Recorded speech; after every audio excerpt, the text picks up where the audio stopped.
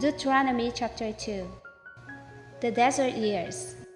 Then we turned and journeyed into the wilderness of the way of the Red Sea, as the Lord spoke to me, and we skirted Mount Seir for many days. And the Lord spoke to me, saying, You have skirted this mountain long enough. Turn northward, and command the people, saying, You are about to pass through the territory of your brethren, the descendants of Esau, who live in Seir, and they will be afraid of you. Therefore, watch yourselves carefully. Do not meddle with them, for I will not give you any of their land, no, not so much as one footstep, because I have given Mount Seir to Esau as a possession. You shall buy food from them with money, that you may eat, and you shall also buy water from them with money, that you may drink. For the Lord your God has blessed you in all the work of your hand. He knows your trudging through this great wilderness. These 40 years the Lord your God has been with you. You have lacked nothing. And when we passed beyond our brethren, the descendants of Esau who dwell in Seir, away from the road of the plain, away from Elath and Ezion-Geber, we turned and passed by the way of the wilderness of Moab. Then the Lord said to me, Do not harass Moab, nor contend with them in battle, for I will not give you any of their land as a possession, because I have given Seir to the descendants of Lot as a possession. The Emim had dwelt there in time past, a people as great and numerous and tall as the Anakim. They were also regarded as giants, like the Anakim, but the Moabites called them Emim.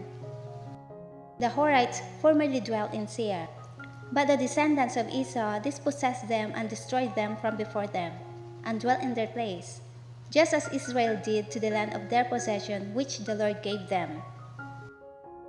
Now rise and cross over the valley of the Seir. So we crossed over the valley of the Seir, and from the time we took to come from Kadesh Barnea until we crossed over the valley of the Seir was 38 years, until all the generation of the men of war was consumed from the midst of the camp, just as the Lord had sworn to them. For indeed the hand of the Lord was against them, to destroy them from the midst of the camp, until they were consumed.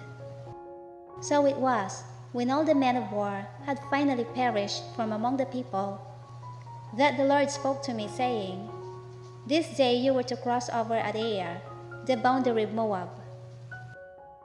And when you come near to the people of Ammon, do not harass them or meddle with them, for I will not give you any of the land of the people of Ammon as a possession, because I have given it to the descendants of Lot as a possession.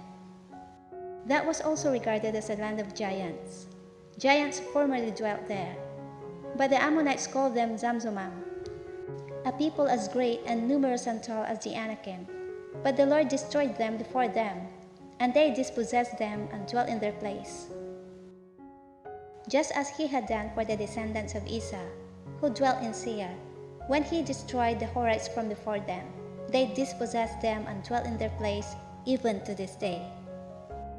And the Yavam, who dwelt in villages as far as Gaza, the Caphtorim, who came from Caphtor, destroyed them and dwelt in their place. Rise, take your journey, and cross over the river Arnon. Look, I have given into your hand Sihon the Amorite, king of Heshbon, and his land. Begin to possess it and engage him in battle. This day I will begin to put the dread and fear of you upon the nations under the whole heaven, who shall hear the report of you, and shall tremble and be in anguish because of you.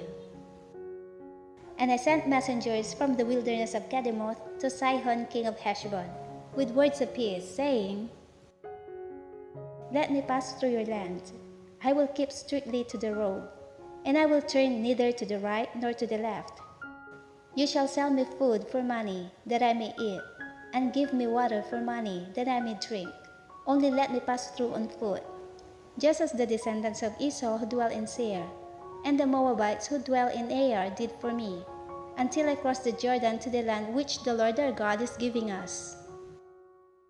But Sihon king of Heshbon would not let us pass through, for the Lord your God hardened his spirit and made his heart obstinate, that he may deliver him into your hand, as it is this day. And the Lord said to me, See, I have begun to give Sihon and his land over to you. Begin to possess it, that you may inherit his land." Then Sihon and all his people came out against us to fight at Jahaz. And the Lord our God delivered him over to us. So we defeated him, his sons, and all his people.